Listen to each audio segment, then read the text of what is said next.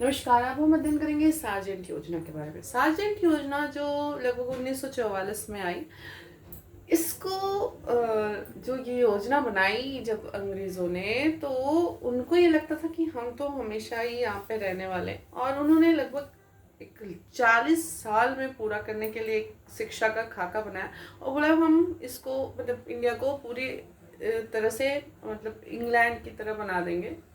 और इन्होंने जो भी चीज़ें कही वो काफ़ी बाद में जितने भी आयोग आए उन्होंने उस एज इट इज़ उस चीज़ को भी रखा है, इसलिए भी ये योजना इम्पोर्टेंट है। तो इसको युद्धोत्तर शिक्षा विकास योजना भी कहा जाता है क्योंकि ये वर्ल्ड वॉर के बाद आई थी।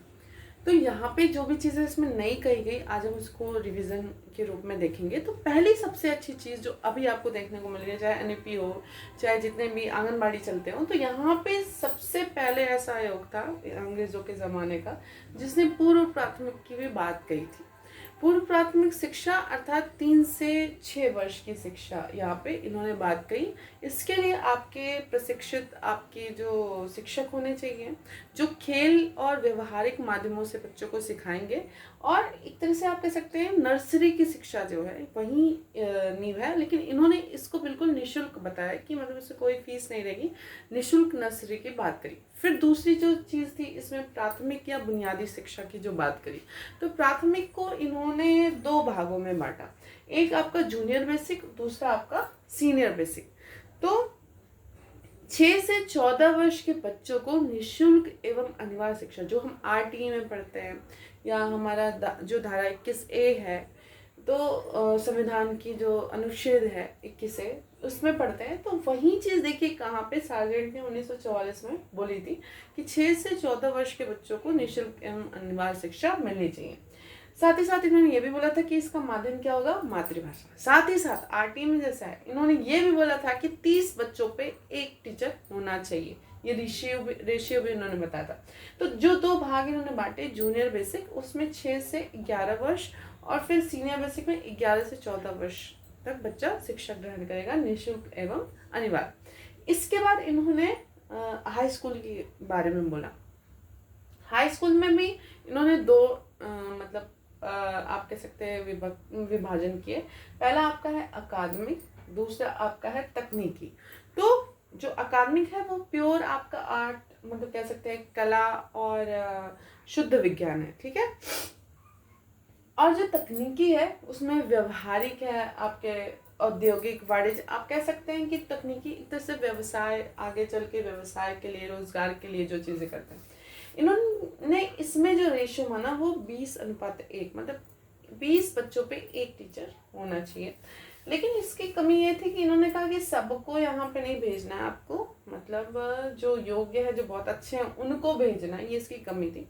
और बाकियों को आप मतलब ऐसी शिक्षा दीजिए जिससे वो आगे चल के कुछ धनोपार्जन कर सके। इसके बाद इन्होंने विश्वविद्यालय शिक्षा की बात की। तो विश्वविद्यालय शिक्षा में क्या कहा, इन्होंने वही चीज़ कही जो अभी चल रही है। 3 साल का ग्रेजुएशन होना चाहिए, इनके अनुसार योग्य लोगों को ही प्रवेश देना चाहिए। 15 से 20% जो यहाँ से ही आने चाहिए, मतलब आपको एक अच्छा खासा मतलब मेंटेन करना है एग्जामिनेशन प्रवेश का, कि मतलब अच्छे बच्चे ही आ पाए यहाँ पे, बाकी को व्यावसायिक व तकनीकी क्षेत्र में भेज देना चाहिए। इसके बाद इन्होंने जो कहा शिक्षक प्रशिक्षण के बारे में, इसके बारे में पहले भी आयोगों ने कहा है।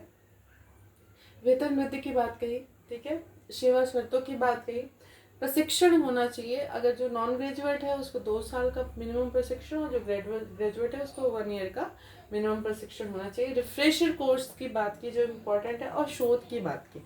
साथ ही साथ हम कह सकते हैं यूजीसी की जो अवधारणा है वो सार्जेंट के द्वारा ही दी गई, प्रॉपर रूप से कैसे होना चाहिए, मतलब उन्होंने बताया। बातें तो ऐसा आयोग होना चाहिए तो कई लोगों ने की, बट एकदम मतलब एक्यूरेसी, मतलब इसके बाद यूजीसी की जब स्थापना हुई तो कह सकते हैं कि काफ़ी ज़्यादा जो उसका मतलब प्लानिंग था वो सार्जेंट ने ही कर दिया था।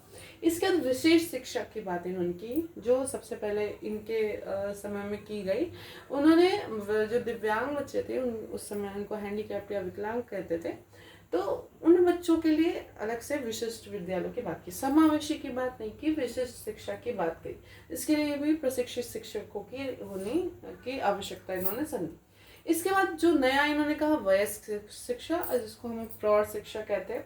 तो जो 14 वर्ष से ऊपर, मतलब कह सकते हैं 15 से 40 वर्ष के बीच में प्राथमिक स्तर की शिक्षा उनको दी जाती है, साक्षर करने के लिए।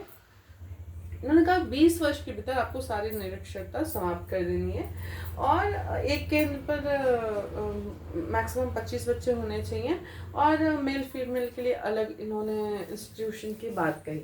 इसके बाद जो अन्य चीज़ें कही उसकी हम चर्चा करेंगे। इन्होंने देखिए स्वास्थ्य के लिए और बच्चों के डेवलपमेंट के लिए काफ़ी चीज़ें कही, जिसमें मिड डे मील का नाम आता है। ठीक है, इन्होंने मिड डे मील की बात की, शारीरिक शिक्षा की बात की, स्वास्थ्य जांच की बात की कि मतलब एक निश्चित समय अवधि पे लगातार उनकी जांच होनी चाहिए, व्यवसायिक प्रशिक्षण की बात की ताकि उनको रोजगार मिल पाए, शिक्षा विभाग की स्थापना की बात कही, जिससे पहले भी कहा गया है। सबसे बड़ी बात है रोजगार ब्यूरो की स्थापना की बात कही इन्होंने। इसके बाद इन्होंने ये बोला कि जो इंटरमीडिएट है उसको खत्म नहीं होना चाहिए, मतलब 11वीं को हाई स्कूल में जोड़ दो, 12वीं को आपको स्नातक में जोड़ देना है। यूजीसी के स्थापना के पीछे इनका बहुत बड़ा योगदान रहा। राष्ट्रीय शिक्षा प्रणाली का खाका जो था इन्होंने तैयार किया। इसके अलावा इन्होंने अल्पकालीन व पूर्णकालीन तकनीकी व वाणिज्य आपके जो विद्यालय है, अर्थात राष्ट्रीय तकनीकी शिक्षा परिषद की स्थापना करनी है, और मतलब ऐसे तकनीकी अल्पकालिक और पूर्णकालिक तकनीकी और वाणिज्य आपके इंस्टीट्यूशन खोलने होंगे।